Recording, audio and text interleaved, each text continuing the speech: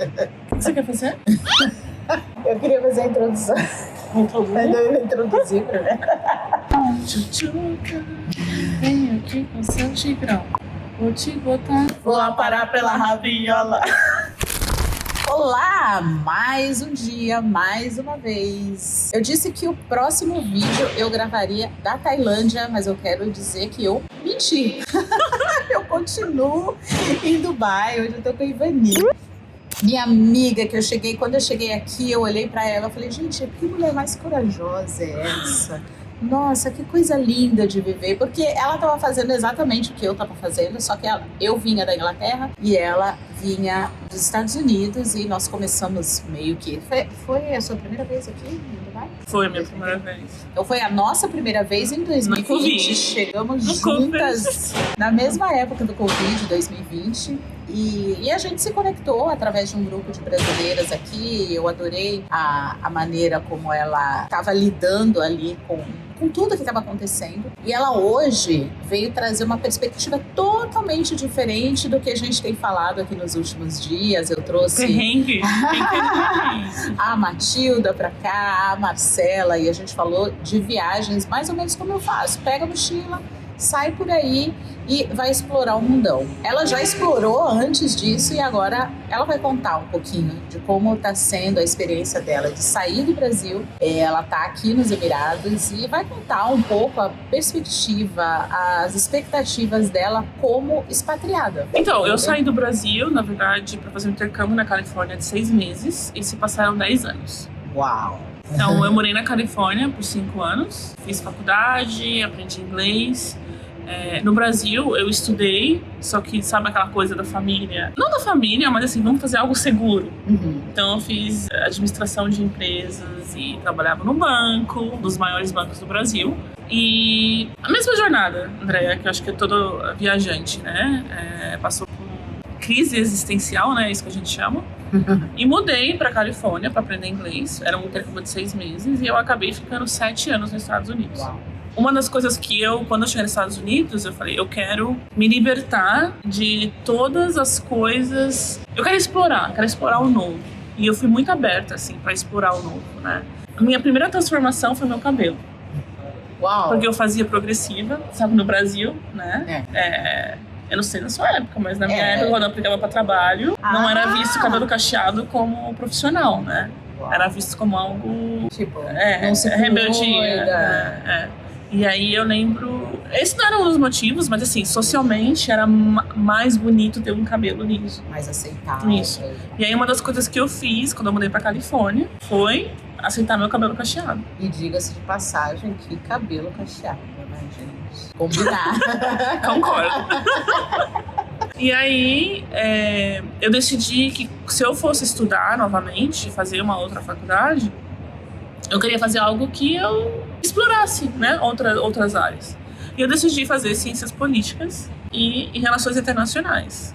Mas, ao contrário que muita gente acha que você estudar ciências políticas significa você estudar política, mas na verdade você estuda sobre sociedade, sobre sistema, sobre povos, como eles vivem e o porquê eles vivem. E aí foi isso que me trouxe até para o Oriente Médio, né? Por conta das pessoas que eu conheci, das portas que se abriram, por conta dessa oportunidade que eu tive de estudar. E por que o Oriente Médio, assim? Na verdade, o Oriente Médio é muito louco, né? Eu sempre li livros sobre o Oriente Médio, mas eu nunca senti conexão, não sei muito. Hoje, né, morando no Oriente Médio, eu entendo porque eu li esses livros sobre o Oriente Médio. Mas eu sempre gostei da cultura árabe. Antes de mudar para os Estados Unidos, eu fiz intercâmbio no Canadá. E eu morei com uma família, eu acho que é a Indonésia, que eram muçulmanos. E eu lembro que eu via eles 5 horas da manhã, acordando para fazer oração. Eu falei, que isso, cara? E aí foi quando eu comecei a estudar sobre o Islã, a fundo, né? A religião, a história da religião. Eu acho que eu estudei sobre o Islã uns 7 anos. Uau! E aí quando, na verdade, pra mim, a religião já fazia parte. Assim. Praticamente todo o seu tempo dos Estados Unidos foi estudando sobre o Islã, 7 anos. Não, na verdade, eu abracei o Islã nos Estados Unidos. Mas eu estudei antes. E eu falo abraçar de uma maneira bem assim, eu queria entender da história Eu queria entender quem são os muçulmanos, né? Como eles vivem. Não, porque, na verdade, quando você estuda sobre o Islã, é muito um estilo de vida, né? É um modo de... Não um estilo, um modo de vida. O Islã é um modo de vida. Vai muito além de uma religião. Muito além de religião. A maneira que você... Hoje eu não consigo comer com a minha mão esquerda. Porque a mão esquerda é a mão que você se limpa. Eu tenho que comer com a mão direita. Mas antes, pra mim, não fazia diferença. Então são coisas que eu adapto, nem sentido. Então tem várias coisas que eu mudei, não na minha personalidade, mas hábitos, por conta desse estudo. Mas enfim, a minha jornada com as viagens não foi, eu quero me libertar. Eu fui muito aberta a aprender. Então, por exemplo, acho que a gente já discutiu sobre isso antes. Na minha escola de inglês, tinha as árabes que usavam a niqab, que usavam a hijab. Que é o véu. E eu sempre via os brasileiros no intervalo, quando elas passavam, fazendo piada de brasileiro. Gente, a gente é terrível. A gente é terrível. E fazendo piada, sabe? E eu nunca me interessei de estar naquele grupo. Eu vim aqui para entender outras culturas, para aprender inglês. Não para viver na mesma bolha que eu vivia, porque sair do seu país e até viajar... furar uma bolha. Mas nem sempre, não significa que você está furando uma bolha. Porque eu já conheci várias pessoas, eu sou viajante, já conheci vários países, mas está sempre criticando outros povos. O que é viajar? Eu lembro que de Santa Mônica, na Califórnia, tinha vários indianos, hindus, e até árabes muçulmanos. E eu cansei de contar às vezes. Gente, assim, eu não tô falando isso como uma crítica, mas assim, como um aprendizado. Porque as pessoas não sabem, né, que você entende português, não sabem que você é brasileiro. E assim, eram brasileiros. Brasileiros, tipo, na Califórnia, e às vezes fazendo piada de indianos ou de árabes que passavam, que tinham uma vestimenta diferente. Então, assim, são pessoas que saíram do seu país, estão ali pra explorar o mundo, mas o que você tá explorando? E aprender, né, com uma cultura. Eu acho que o principal aprendizado, assim, das viagens, na minha opinião, é respeitar as diferenças, né? Não importa os motivos, não importa por que a pessoa está vestida ou está se comportando de uma forma ou de outra. Importa você entender que aquilo ali faz sentido para ela. Assim como tem várias coisas que e por que ela vive daquela maneira, né? Que na verdade você não é obrigado a aderir. Mas ao menos respeitar o espaço do outro para ser nós somos também. Nós somos diferentes. Sim. Gente, eu sou uma longa história. Então, assim, eu acredito que essa questão da viagem para você hoje, né? Quando você hoje pensa em viajar, você não pensa em viajar com um mochilão. Você não pensa em largar tudo e viajar o mundo. Porque eu já fiz isso. Eu acho que assim, eu não sou... Gente, você tá saindo do Brasil, quer explorar o mundo, vai. Mas não romantize. Eu acho que eu vejo muito, somente na era de Instagram, né? Sim. Se romantiza muito essa vida de mochileiro. É o nômade digital. Gente, é perrengue. É perrengue. E eu já fiz muito, Eu lembro que eu morava no México no verão, porque era mais barato, né? Eu não tinha trabalho. Nos Estados Unidos você ganha por hora. Então no verão eu não tinha trabalho. Então a maneira de economizar, eu mudava pro México e vivia lá no verão. Eu fazia muito mochilão, morava em hostel. Não tinha casa. Eu não tô dizendo que não faz sentido, mas talvez numa parte da minha vida fez sentido naquela época, mas teve um momento que não fez mais sentido pra mim. Hoje, ter uma rotina, ter um lugar pra voltar, e eu escolhi Dubai pra ser essa base pra mim, né? Ter um lugar pra voltar. 2022 eu fui pra 8 países, mas eu sempre tinha um lugar pra voltar. Então hoje o meu corpo, a minha mentalidade, o meu emocional, ele exige que eu tenha um lugar pra voltar, de pertencimento. E eu fiz dessa forma também, né? Porque eu tinha um lugar para voltar na Inglaterra. Eu fiquei ali, conheci 14 países na época, acho que 14 ou 18. E depois eu vim para cá. Então são 3 anos aqui também tendo um lugar para voltar. Então eu acredito que essa é o principal desafio das pessoas quando pensam em viagem e acham que você tem que... não, eu não quero largar tudo, eu não quero largar... Eu fui funcionária pública por 25 anos. Só que aquilo não fez sentido para mim naquele momento, depois de 25 anos. Mas deu certo por 25 anos. E foi com essa base financeira, inclusive, que eu fiz a minha transição. porque eu não queria, eu não pensava, eu tinha filhos em idade ainda estudando, então eu não pensava em largar tudo e ser irresponsável. E eu acho também que tem essa... Eu tava vendo um post no Instagram que falava assim, a geração que não pode largar tudo. Porque eu acho que largar tudo agora virou uma... Tem que ser dessa forma. Tem que ser dessa forma. A condição, você tem que largar tudo. Não. Eu até, quando a Andréia falou, eu quero te entrevistar, eu falei, Andréia, eu vou dar uma opinião totalmente diferente das entrevistas que você deu. Eu não romantizo viagem. Foi necessário para estar onde eu estou, nesse nível que eu estou? Sim. Mas eu acho que, de novo, acho que realmente... Eu digo que não é para todo mundo. Não é para todo mundo. E não tem nada de errado você não largar tudo. Tudo bem se você não largar tudo, tudo bem se você fizer uma viagem por uma semana e voltar. Mas o que você vai viver nesta viagem? Quando eu falo viver, tem gente que viaja há 1 ano. Você pergunta sobre culturas, não sabe, porque não viveu a cultura de ninguém. Foi lá só para fazer... Às vezes também não era a intenção dela. Às vezes a pessoa quer só tirar foto no ponto turístico do país que ela visitou. E tudo bem. Mas o que eu discordo é quando ela vai em pontos turísticos e critica a maneira que aquela sociedade vive sem ter ao menos entendido e vivido. É a mesma coisa, por exemplo, quando você vem para Dubai, você vai no Burj Khalifa. Você não entende nada dos Emirados, da vida dos Emirados. Só o maior prédio do mundo. Exatamente.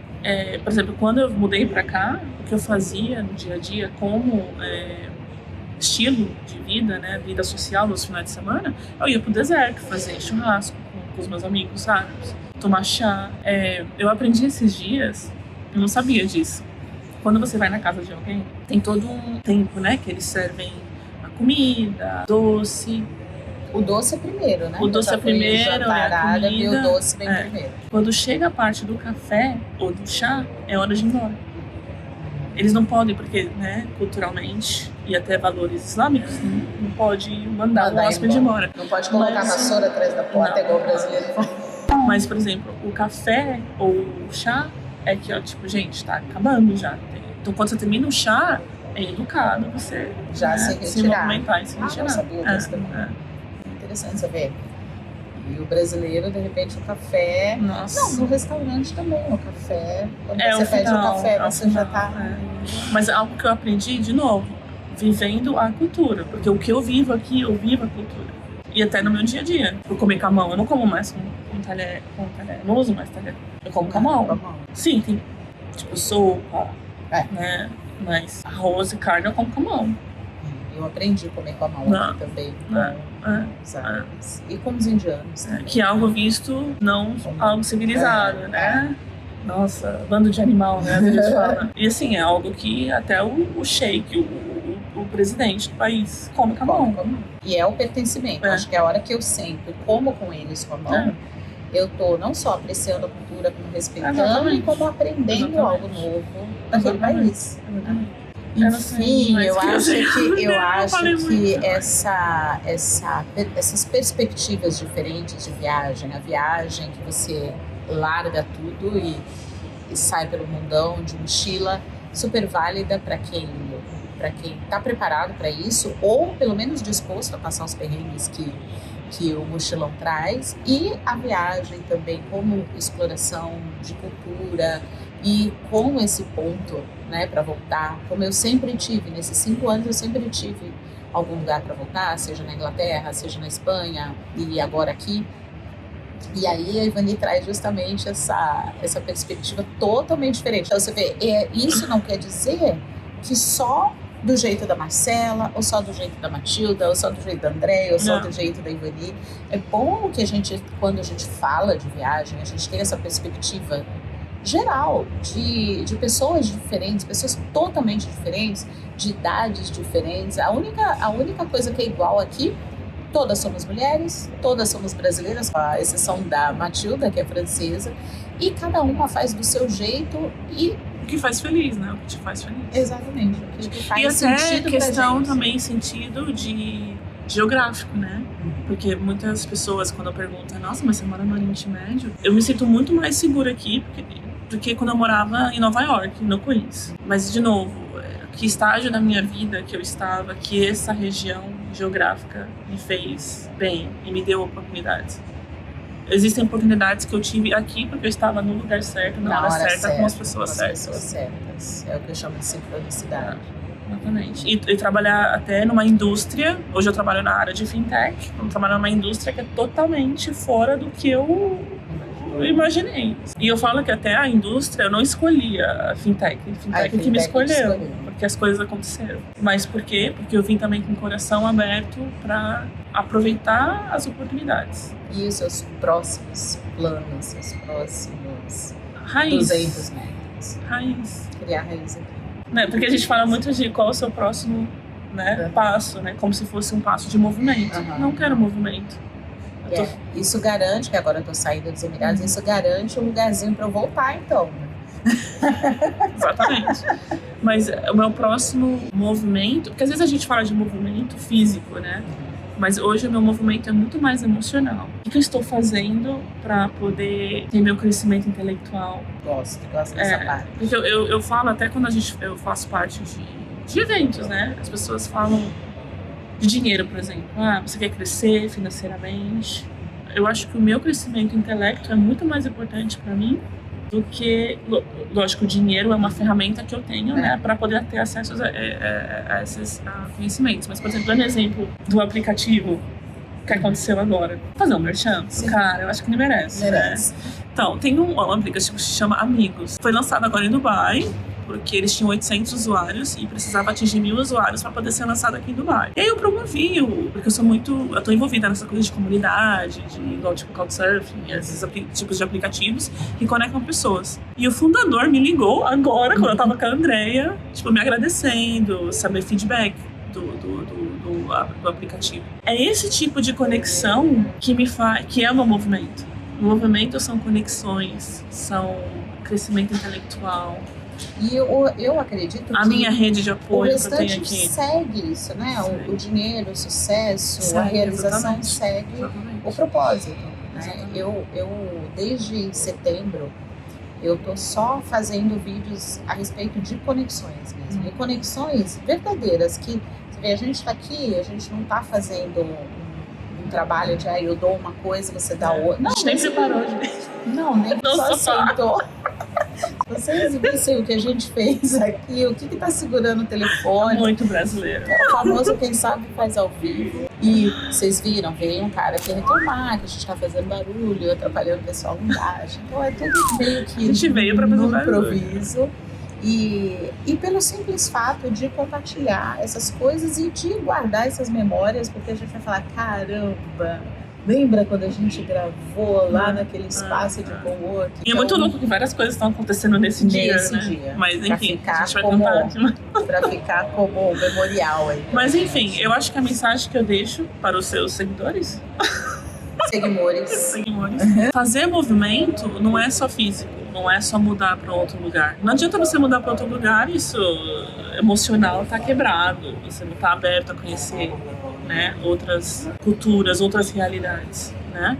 Que podem impactar sua cultura, sua realidade, fazer e seus valores, né? Significativos. Muitos dos meus valores hoje mudaram por conta das minhas viagens, hábitos, por conta das minhas viagens. Mas isso foi parte da jornada, né? E hoje eu considero para mim movimento não físico, mas o emocional, intelectual. As pessoas que eu me conecto, o que eu tô aprendendo, o que eu tô dando, né? Porque eu também acredito, morando no Oriente Médio, eu aprendi muito que quanto mais você dá, mais você recebe. E às vezes não, a maioria das vezes não é financeiro. Não, e muito mais, tem coisas muito mais significativas, né? Além do financeiro, além da... Eu tenho muito medo daquela palavra networking, que parece, não vai ter networking, aí parece que você tem a obrigação de estar ali para tirar alguma coisa de alguém, fazer uma troca, e na verdade eu prefiro a conexão do que o networking, porque o networking ele está sempre mas pensando a networking é uma ferramenta, troca, né? para a conexão. Igual a gente está falando agora de dinheiro. O meu alvo não é o dinheiro, mas o dinheiro é uma ferramenta para eu poder alcançar aquilo que eu preciso. Outras coisas, assim como porque ninguém mora em Dubai sem dinheiro. Morar em Dubai você tem sem chance. Mas é isso. Eu não sei se foi alguma lição, mas Eu acho que o segurança veio agora e, tipo, meio que Já desistiu da gente. ferrou toda a nossa